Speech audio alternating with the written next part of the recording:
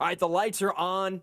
It's over here in Texas. In fact, we're the last ones working in this stadium. The work is done if you're a Monster Energy AMA Supercross rider, and the work is done if you're Jason Lawrence. He did what he had to do. He finishes second in the lights class tonight. Doesn't get that win, but he puts a few more points on Ryan Dungey, and that's what he needed to do with a long break headed into Seattle, Jim. Yeah, that second place netted him an extra 6 points, a little bit of a cushion now going in, as well as that break like we talked about before April 26th in Seattle. But how about Austin Stroop coming away with his first professional win? The guy rode flawless. I mean, he had the fast time in the heat race, but he was just he finished up second to Dungey.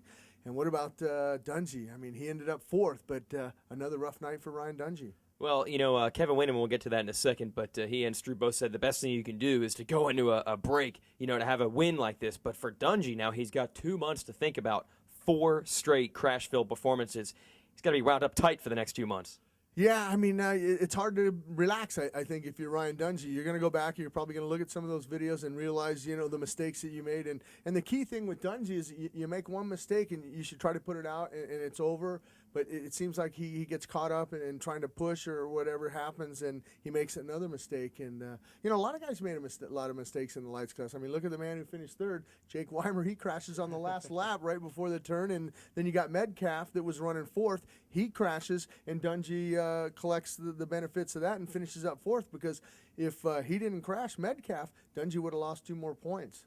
And make no mistake about it, despite all the crashes out there, Austin Stroop earned this one. He started about 5th. He mowed his way right through the pack, cut him down, and when he got into second, he tracked down Jason Lawrence. He passed him, and he pulled away. He told us that he changed up his plan this week. He did a lot more riding. He was doing training during the week and not too much riding. I think he's going to ride every day for the rest of his career after this performance. Well, the thing about it also is that he mentioned, he said Mitch Payton was a little bit mad at him because he wasn't out pounding laps. He was out trail riding, having a little fun. And that's what it's all about when you go out for a win. Go out and have a little fun. Break up the monotonous training regiment that you're doing. Go out and have fun and get in touch with your motorcycle. And he was in touch with it tonight here in Houston. He got it done. So Austin Stroop's got 2 months to reflect on his first win.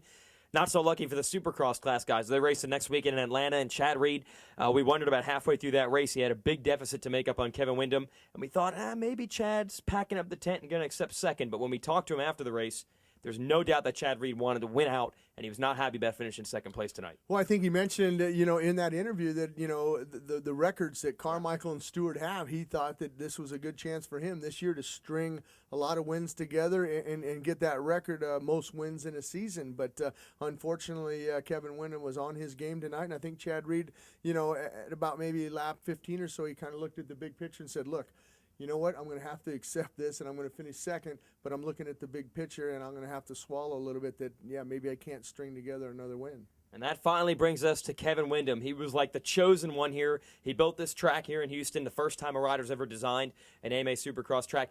Also, this is technically his hometown race. It's closest to where he grew up of any other event on the tour. So a big celebration for Kevin Windham, and you couldn't have scripted it better. He gets out front, he holds up under the pressure, and he wins his first race in 3 years. And the interesting thing about Kevin Windham is you look at his heat race, and it was a lot slower than the Chad Reed's heat race, but Kevin Windham didn't have anybody race. And when Kevin Windham is most dangerous is when he's out front, he doesn't have any pressure, and he can ride his own race.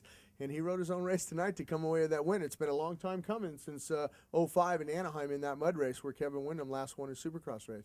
Our big question here in Supercross was if Chad Reed was to lose a race this year throughout the rest of the season, how would it happen? Would it be a mistake on his part, or would it be a solid performance by somebody else?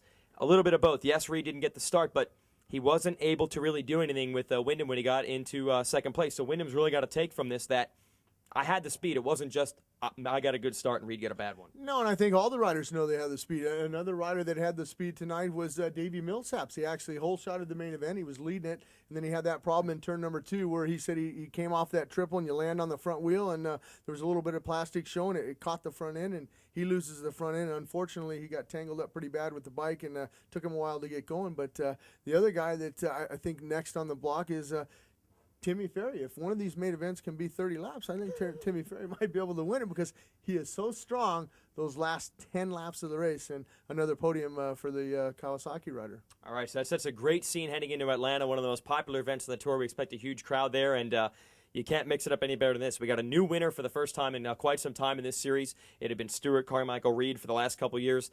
Wyndham, who was the last one to win before those guys, is the first to win after those guys. It really sets a scene for a great win in Atlanta. It does, and I mean, a lot of people, probably look and you had a 35-point lead coming into here. Wyndham shaves 3 off of that. It's only 32 points. Anything can happen in racing. I mean, you go down in the first turn, you break a clutch lever. It's going to be hard to pick the bike back up and start it. A foot peg can catch a throttle cable and pull the throttle cable right out of the housing, and you're not even going to finish the race. So I mean, it's not over yet, and I think Chad Reed knows that, and I think Kevin Wyndham knows it.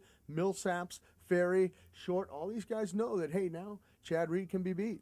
All right, we're going to the East for the first time. We'll kick off our East Region Lights Supercross campaign, so it's going to be fun to watch. Ryan Villapoto, obviously a title favorite there, but there's a lot of other riders to watch. Josh Grant, Brandon Jessman's coming on board with the Pro Circuit team as well to join Villapoto. It should be a banner season out there. Don't forget the rookies, Trey Kennard and Nico Izzi as well. So it's going to be fun to be in Atlanta, and it'll be good to be going east, man, with a whole new crew. Hot Atlanta, I can't wait for it. Yeah, we're fired up. I'm Jason Wygant. He's Jim Holly. We'll catch you next week on SupercrossOnline.com from the Georgia Dome.